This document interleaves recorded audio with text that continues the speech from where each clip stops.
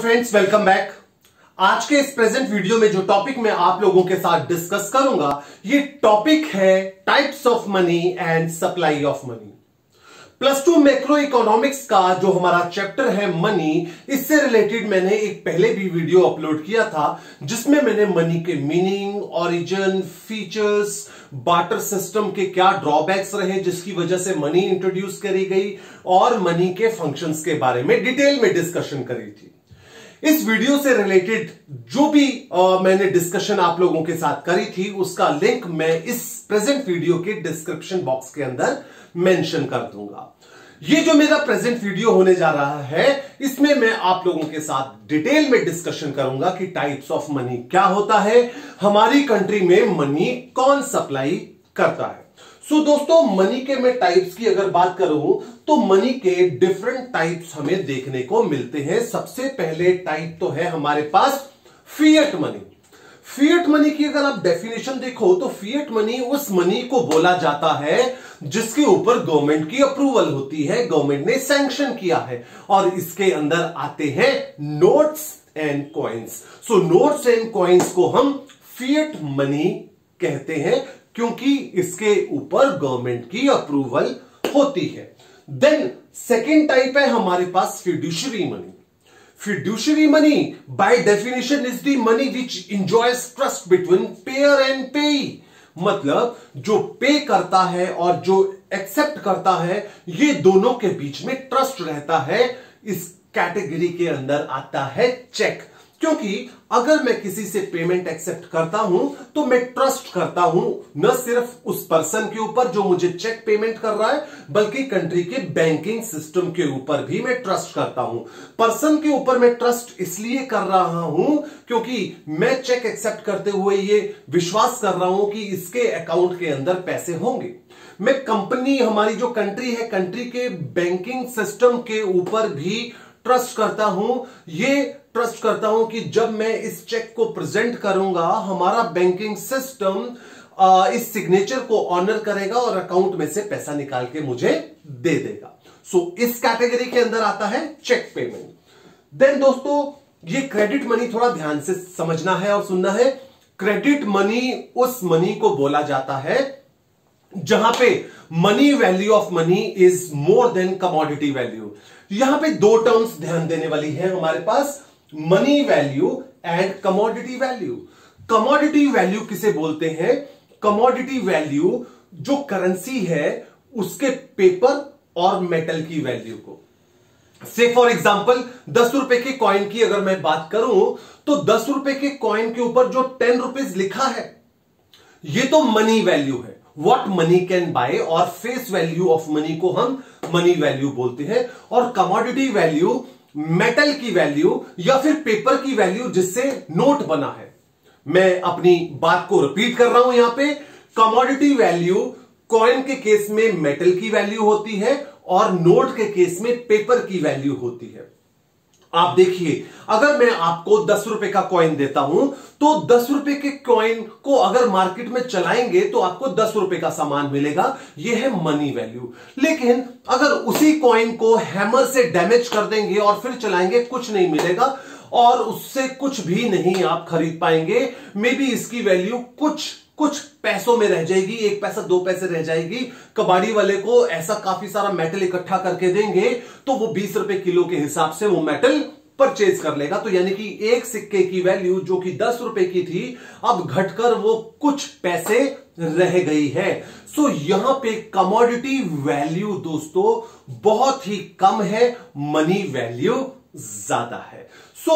Credit money उस money को बोला जाता है जहां पे कमोडिटी वैल्यू कम हो, मनी वैल्यू ज्यादा हो। ऐसा करना बहुत जरूरी होता है क्योंकि अगर हमने कमोडिटी वैल्यू, मेटल की वैल्यू ज्यादा रखी तो लोगों का इंटरेस्ट मनी में नहीं होगा, उसके मेटल में होगा। फॉर एग्जांपल, अगर 10 रुपए का कॉइन ये गोल्ड का बना दिया जाए तो लोग उसे डैमेज करके उसे गोल्ड के तौर पे चलाएंगे, उसको बेच के हायर वैल्यू अटेन करना चाहेंगे।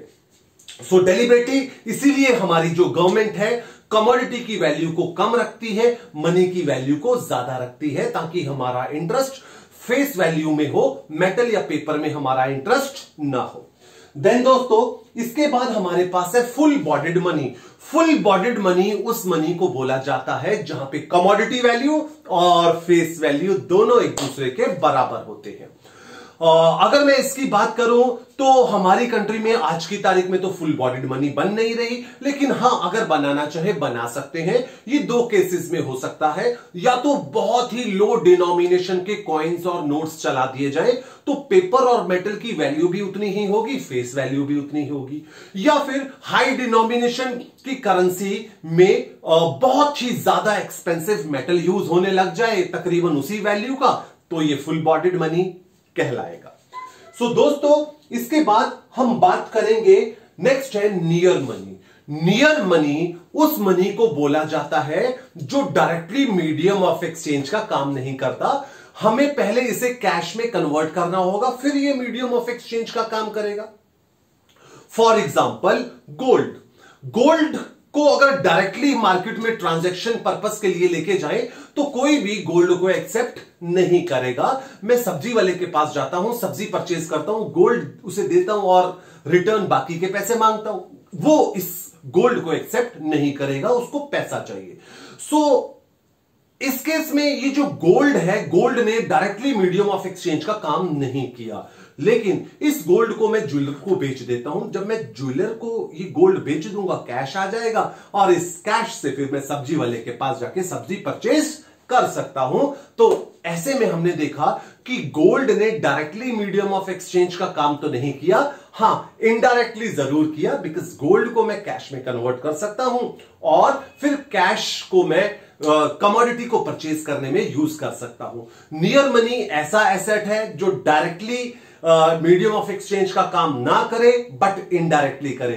कैश तो नहीं है बट कैश में कभी भी कन्वर्ट आसानी से किया जा सकता है। देन दोस्तों हमारे पास है high powered money. High powered money fiat money की तरह ही होती है।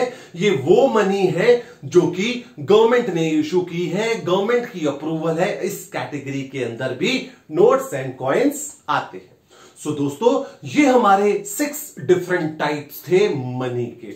आगे चलते हैं। आगे हमारे पास है सप्लाई ऑफ मनी। हम बात करेंगे सप्लाई ऑफ मनी क्या है, हमारी कंट्री में मनी कौन सप्लाई करता है, मनी सप्लाई के क्या क्या मेजरमेंट है। मनी सप्लाई की जैसा कि आप डेफिनेशन देख रहे हैं, it refers to the amount of money available with people in any country at any particular point of time. किसी भी कंट्री में किसी भी पॉइंट ऑफ टाइम पे लोगों के पास जो पैसा है, कैश है, उसे हम सप्लाई ऑफ मनी कहते हैं। क्योंकि इस डेफिनेशन के अंदर eight a particular point of time use हुआ है, तो दोस्तों ये एक स्टॉक कॉन्सेप्ट बन जाता है, ये वेरिएबल कॉन्सेप्ट नहीं होता, ध्यान रखिएगा। Supply of money is a stock concept because यहां पे जो भी टोटल मनी का अमाउंट है हमारी कंट्री में, वो at a particular point of time major होता है। देन हमारे पास एक क्वेश्चन है कि हमारी कंट्री में मनी कौन सप्लाई करता है, who are the producers of money. Generally बच्चों का, किसी भी आम इंसान का यह मानना होता है कि मनी सप्लाई सेंट्रल बैंक करता है, रिजर्व बैंक ऑफ इंडिया करता है, जो कि सही है, लेकिन कंप्लीटली सही नहीं है। अगर आप देखें बेटा, मनी की सप्लाई की मैं बात करूं, हमारी कंट्री के अंदर आरबीआई ऑल कॉइन्स एंड 1 रुपए के नोट को छोड़ के बाकी सारे नोट्स को इशू करता है। मैं रिपीट कर रहा हूं, आरबीआई 1 रुपए के नोट को छोड़ के और कॉइन्स को छोड़ के बाकी सारे नोट्स इशू करता है, जबकि 1 रुपए का नोट और बाकी सारे कॉइन्स को इशू करने की रिस्पॉन्सिबिलिटी मिनिस्ट्री ऑफ फाइनेंस की होती है। हालांकि 1 रुपए का जो नोट है टेम्पररीली अभी इशू नहीं हो रहा, बट मिनिस्ट्री ऑफ फाइनेंस की ही रिस्पॉन्सिबिलिटी है 1 rupee note and all coins issue करने की। ये जो मिनिस्ट्री ऑफ फाइनेंस है, ये सारे कॉइन्स इशू करती है, और आज की तारीख में तो मैक्सिमम कॉइन जो है वो 10 रुपए का इशू किया जाता है, बट मिनिस्ट्री ऑफ फाइनेंस के पास 1000 तक के कॉइन को इशू करने की अथॉरिटी है। और ठीक इसी तरह हमारी कंट्री में चाहे आज की तारीख में 2000 का मैक्सिमम नोट इशू किया जाता है आरबीआई के द्वारा, लेकिन आरबीआई के पास अथॉरिटी है 10,000 तक के नोट को इशू करने की। इसके अलावा जैसा कि आप देख रहे हैं, ये जो कमर्शियल बैंक्स हैं, कमर्शियल बैंक्स को भी प्रोड्यूसर्स ऑफ मनी की कैटेगरी में रखा गया है। हालांकि कमर्शियल बैंक्स कोई भी कॉइन, कोई भी नोट इशू नहीं करते, लेकिन फिर भी इनको हम प्रोड्यूसर्स ऑफ मनी की कैटेगरी में रखते हैं। बैंक्स बिना नोट्स इशू किए, बिना कॉइन्स को इशू किए वो काम करते हैं जो RBI and ministry of finance currency को इशू करके करते हैं। ये ministry of finance and RBI currency को इशू करके डिमांड क्रिएट करते हैं। अगर 100 रुपए का नोट प्रिंट होता है तो 100 रुपए की डिमांड होती है, और कमर्शियल बैंक बिना नोट को इशू किए वही डिमांड जनरेट कर देते हैं अपने क्रेडिट क्रिएशन फंक्शन के जरिए। फॉर एग्जाम्पल, आप इस बात को जरा ध्यान से सुनिएगा और समझिएगा। मैं एक कमर्शियल बैंक हूं, मेरे पास कुछ डिपॉजिट लोगों ने जमा कराया। से फॉर एग्जाम्पल, मैंने पर्सन ए को 100 रुपए का लोन दिया। पर्सन ए कुछ टाइम के बाद मुझे वापस करेगा, ऑब्वियसली इंटरेस्ट के साथ करेगा, इंस्टॉलमेंट में करेगा।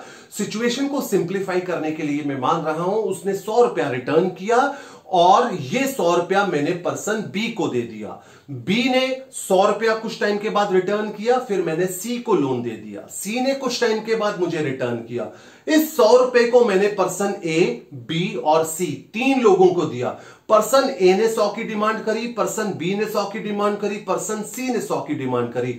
एक 100 रुपए के नोट से 300 रुपए की डिमांड कमर्शियल बैंक ने जनरेट कर दी। सो कमर्शियल बैंक को यहां पे प्रोड्यूसर ऑफ मनी बोला गया कि बिना नोट प्रिंट किए डिमांड क्रिएट कर दी, जो कि सेंट्रल बैंक या मिनिस्ट्री ऑफ फाइनेंस करेंसी को इशू कर करते हैं। दोस्तों आगे चलते हैं। आगे हमारे पास क्वेश्चन है कि जो हमारा सेंट्रल बैंक है ये कौन सा सिस्टम फॉलो करता है नोट्स को इशू करने के लिए। अब नोट्स को इशू करने के लिए ऐसा नहीं है कि सेंट्रल बैंक के पास नोट्स इशू करने की मशीन है तो दिल खोल के जितने मर्जी नोट इशू किए जा सकते हैं। जी नहीं, बिल्कुल नहीं। नोट्स को इशू करने के लिए मिनिमम रिजर्व सिस्टम फॉलो किया जाता है, जैसा कि आप देख रहे हैं यहां पे minimum reserve system. Central bank notes को इशू करते हुए मिनिमम रिजर्व सिस्टम फॉलो करता है। इस मिनिमम रिजर्व सिस्टम के चलते तहत आरबीआई के पास 200 करोड़ के रिजर्व्स होने चाहिए, टोटल 200 करोड़ के रिजर्व्स, जिसमें से गोल्ड की वैल्यू 115 करोड़ की होनी चाहिए और 85 करोड़ की फॉरेन करेंसी होनी चाहिए। मैं रिपीट कर रहा हूं, आरबीआई के पास चाहे नोट्स छापने की मशीन है, that doesn't mean RBI can print currency. अपनी विश से जितना मर्जी ये चाहे उतने नोट्स इशू करे, नहीं, बिल्कुल नहीं। आरबीआई अगर नोट इशू करना चाहता है, करेंसी इशू करना चाहता है, इसे एमआरएस मिनिमम रिजर्व सिस्टम को फॉलो करना होगा। इस मिनिमम रिजर्व सिस्टम के चलते तहत आरबीआई के पास 200 करोड़ के रिजर्व्स होने चाहिए, जिसमें से 115 करोड़ की गोल्ड वैल्यू और 85 करोड़ की फॉरेन करेंसी होनी चाहिए। ये रिजर्व है, तभी नए नोट्स इशू किए जा सकते हैं। दोस्तों आगे चलते हैं। Measurement of money supply. Money supply के हमारी कंट्री में क्या क्या मेजरमेंट है? शुरू से लेके अब तक आरबीआई ने डिफरेंट डेफिनेशंस प्रेजेंट करी है मनी की। सबसे oldest definition, oldest measure of money supply रहा M1। फिर आरबीआई ने इसमें मॉडिफिकेशन किया, M2 पे आए, फिर M3 और ये M4 हमारी लेटेस्ट और मॉडर्न डेफिनेशन ऑफ मनी है। M1, M2, M3 और M4 measurement of money supply के अंदर कौन कौन से कंपोनेंट्स आते हैं, इसको जरा हम डिटेल में डिस्कस करेंगे। सबसे पहले है हमारे पास M1 measure of money supply. ये आरबीआई का सबसे पुराना मेजरमेंट है, जिसे ट्रेडिशनल डेफिनेशन ऑफ मनी भी बोला जाता है। इस मेजरमेंट के अकॉर्डिंगली मनी के अंदर 3 कंपोनेंट आते हैं, CDD-OD। C means currency, notes and coins held by people in cash.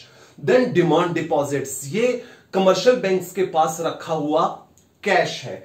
Then OD, other deposits, जो कंट्री का सेंट्रल बैंक, रिजर्व बैंक है, रिजर्व बैंक के पास पड़ा हुआ कैश OD कैटेगरी का कहलाता है। सो M1 डेफिनेशन के अकॉर्डिंगली मनी के 3 ही कंपोनेंट है। सी करेंसी, जिसके अंदर notes and coins held by people in cash, then DD demand deposit, money held by commercial banks, then OD other deposits, cash with central bank of the country RBI। लेकिन कुछ time के बाद जो हमारा reserve bank है इसने अपनी definition के अंदर चेंजेस किए और new definition, new measurement of money को रोल आउट किया, जो कि M2 के नाम से जानी जाती है। इस M2 डेफिनेशन ऑफ मनी की माने तो मनी के अंदर आता है M1 यानी कि C, DD, OD and post office saving, क्योंकि पोस्ट ऑफिस के अंदर भी हम अपना पैसा डिपॉजिट कराते हैं टर्म डिपॉजिट्स की फॉर्म में। सो इसके अंदर M2 के अंदर 4 चीजें आई। Currency, notes and coins held by people in cash, demand deposits, commercial bank में रखा पैसा, then other deposits, central bank में रखा पैसा, post office saving, post office में रखा हुआ पैसा। देन दोस्तों कुछ समय के बाद आरबीआई ने न्यू डेफिनेशन दी, जो कि M3 डेफिनेशन ऑफ मनी कहलाती है। M3 डेफिनेशन ऑफ मनी के अंदर M1, C, DD, OD। अब M3 डेफिनेशन के अंदर पोस्ट ऑफिस सेविंग को हटा दिया गया और जो कमर्शियल बैंक्स हैं उनके पास जो टाइम डिपॉजिट पड़ा हुआ है उस टाइम डिपॉजिट को कंसीडर किया गया, पोस्ट ऑफिस सेविंग यहां से हटा दी गई। तो यानी कि यहां पे भी 4 ही कंपोनेंट रखे गए। C, cash with people, DD, demand deposits of commercial bank, OD, other deposits of central bank, then time deposits of commercial bank. But क्योंकि इसके अंदर पोस्ट ऑफिस सेविंग हटा दी गई तो जल्द ही आरबीआई ने अपनी डेफिनेशन के अंदर मॉडिफिकेशन किया और ये जो M3 डेफिनेशन थी उसमें से जो पोस्ट ऑफिस सेविंग पहले छूट गई थी वो पोस्ट ऑफिस सेविंग को दोबारा से इंक्लूड कर लिया गया।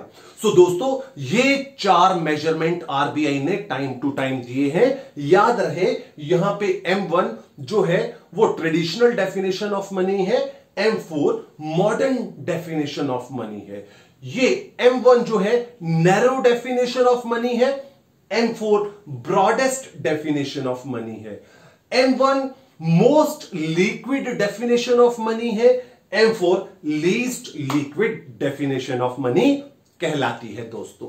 सो ये थे हमारे 4 different measurement of money supply जो कि आरबीआई ने टाइम टू टाइम इशू किए हैं। अब इसके बाद मनी चैप्टर से रिलेटेड हम कुछ important extra question, value based question करेंगे। ये वैल्यू बेस्ड क्वेश्चन हमारी नॉलेज को और ज्यादा इनहेंस करेंगे। सबसे पहले जो क्वेश्चन आप दोस्तों देख रहे हैं, सबसे पहला क्वेश्चन है money is good servant as well as bad master. Money एक गुड सर्वेंट है और एक बैड मास्टर भी है। कैसे? हम इस स्टेटमेंट से बिल्कुल अग्री करते हैं। मनी को गुड सर्वेंट भी बोला जा सकता है, बैड मास्टर भी बोला जा सकता है। सर्वेंट कौन होता है? सर्वेंट एक ऐसे पर्सन को बोला जाता है जो हमारे ऑर्डर्स के अकॉर्डिंगली काम करता है।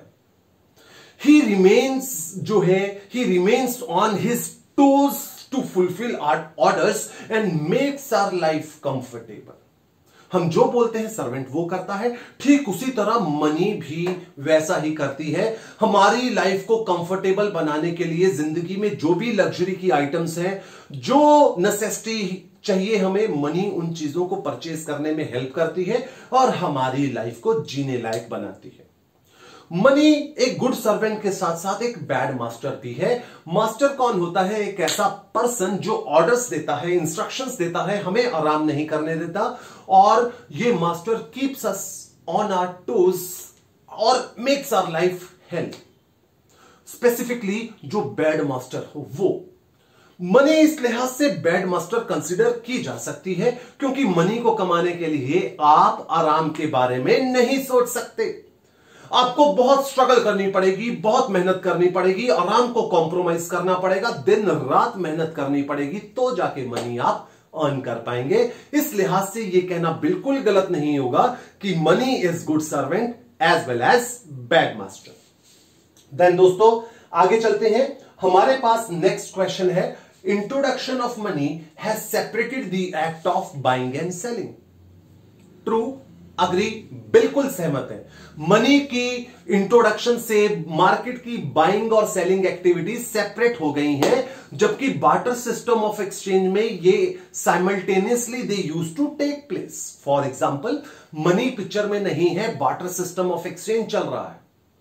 मैं बार्टर सिस्टम ऑफ एक्सचेंज में हूं और अगर मार्केट में कुछ सामान खरीदने जाऊंगा तो मुझे कुछ ना कुछ कमोडिटी अपनी बेचनी पड़ेगी। एक कमोडिटी के बदले में, बार्टर सिस्टम में तो ऐसा ही होता है ना, कमोडिटी के बदले में कमोडिटी खरीदी बेची जाती है। तो अगर मैं कोई कमोडिटी खरीदूंगा तो मेरे पास जो कमोडिटी है वो बेचनी पड़ेगी। यहां पे बाइंग एंड सेलिंग एक्टिविटी एक ही टाइम पे होती थी, लेकिन यहां पे मॉनेटरी इकोनॉमी में मनी के आने से बाइंग एंड सेलिंग एक्टिविटीज अलग हो गई हैं।